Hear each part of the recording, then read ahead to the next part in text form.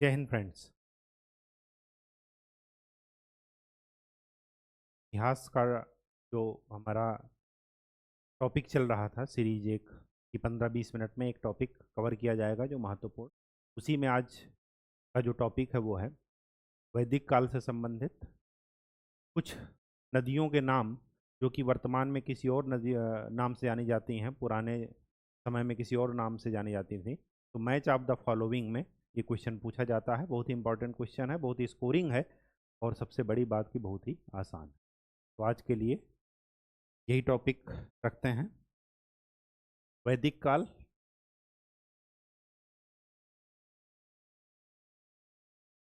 दो भागों में बांटा जाता है।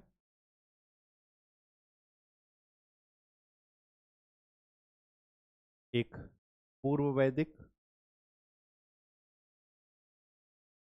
या ऋग वैदिक काल इसको,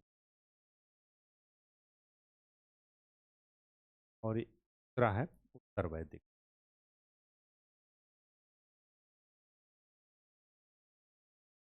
ये 1500 ईसा पूर्व से 1000 ईसा पूर्व, और ये 1000 ईसा पूर्व से 600 ईसा पूर्व या छठी शताब्दी तक उत्तर वैदिक। यहाँ की सबसे बड़ी घटना क्या थी? लोहे की खोज। ये भी बैकग्राउंड चल रहा, अभी हम मेन टॉपिक पर नहीं आए। लोहे की खोज 1000 ईसा पूर्व में हो गई और इसने पूरी आर्थिक, सामाजिक, राजनीतिक दशा को परिवर्तित कर दिया। और इन सब का परिणाम ये हुआ कि कल्चरल दशा अपने आप चेंज। ठीक। वेद का मतलब क्या है? वेद का मतलब है ज्ञान।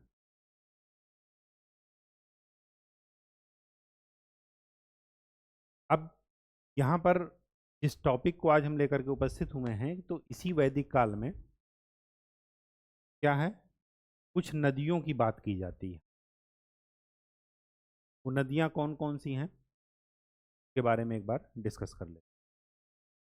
एक तो हैं जिनको बोलते हैं सप्त सैंधव। सप्त सैंधव का मतलब समझ रहे हैं? 7 नदियों से संबंधित जो मैदान है, सप्त सैंधव। कौन कौन सी 7 नदियां हैं? सिंधु, झेलम, चेनाब, रावी, सतलज, ब्यास। कितनी हो गई? 6।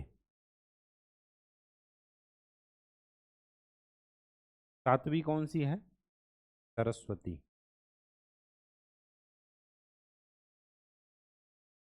ये तो हुआ सप्त सैंधव की बात।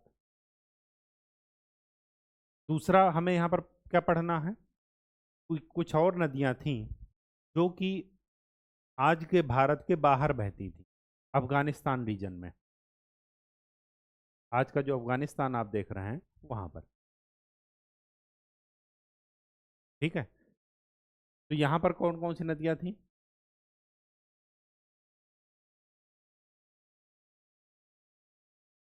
कुभा,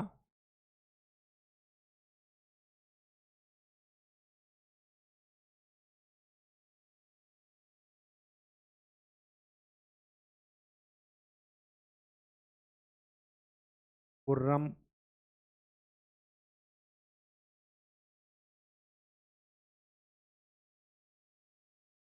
कोमल,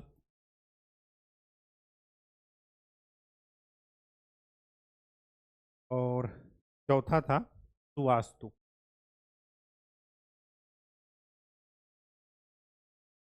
यह है गोमती, इसको बोला जाता है। सुवास्तु को स्वात, स्वात घाटी आप सुने होंगे।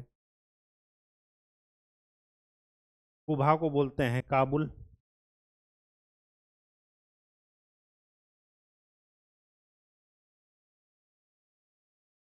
काबुल।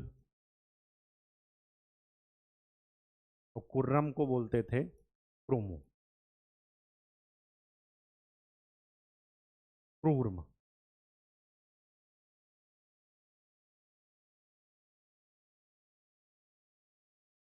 ठीक है, ये दरअसल रिवर्स हो गया है, ये इधर आना चाहिए था, ये नाम ये इधर। ये चार नदियां कहाँ थी? सप्त सिंधु में शामिल नहीं थी, भारत की ही नदियां थी, लेकिन ये अफगानिस्तान, आज के अफगानिस्तान रीजन में है। ठीक है, वो जो सप्त सिंधु नदियां हैं उनका नाम जरा देख लेते हैं।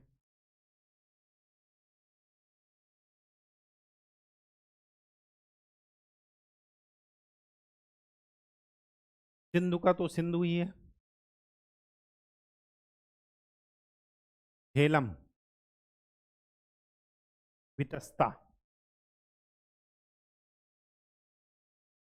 चेनाब, अस्कनी,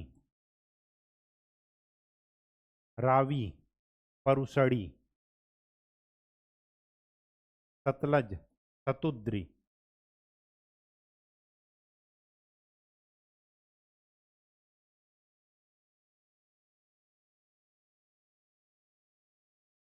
व्यास, विपासा और सरस्वती।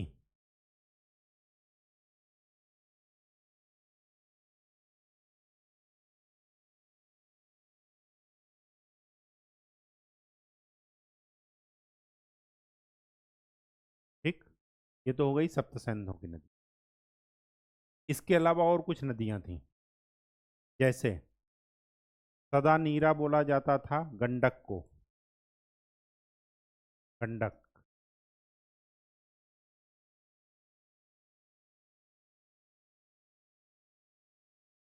द्रिशद्धति,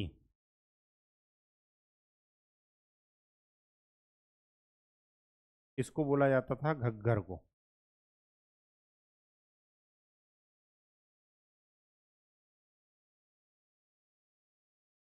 ठीक, ये दो नदियां और ध्यान में रखिएगा। सबसे पवित्र नदी कौन सी थी, ये भी ध्यान में रखिएगा। सरस्वती। इसको नदी तमा भी कहा जाता था, नदियों में श्रेष्ठ।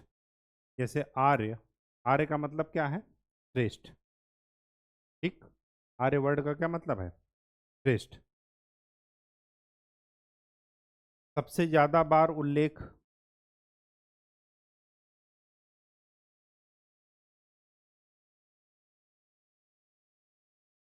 किसका आया है? सिंधु नदी का। ये आपको ध्यान में रखना है। सबसे वेस्ट में नदी थी उभा, और सबसे ईस्ट में नदी थी गंगा।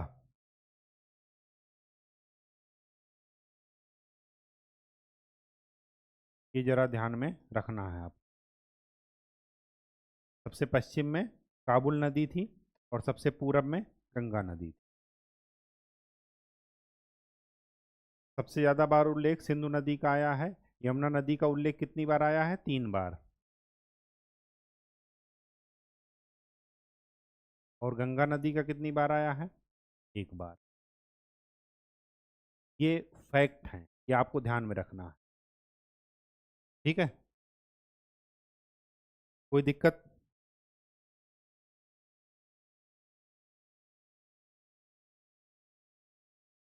और तो कोई दिक्कत नहीं होगा।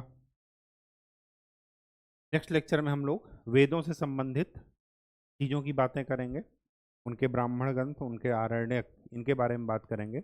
आज का जो हमारा टॉपिक था बहुत छोटा टॉपिक था कि वैदिक काल की जो नदियाँ थीं उनके नाम और वर्तमान में उनके क्या नाम हैं, साथ में उनका रीजन, कौन कौन से क्षेत्र हैं। ठीक है, तो आज के लिए इतना ही। नेक्स्ट लेक्चर में हम लोग वेदों के बारे में पढ़ेंगे। तब तक के लिए खूब अच्छे से पढ़ाई कीजिए और PYQ जरूर चालू करते रहिए। धन्यवाद।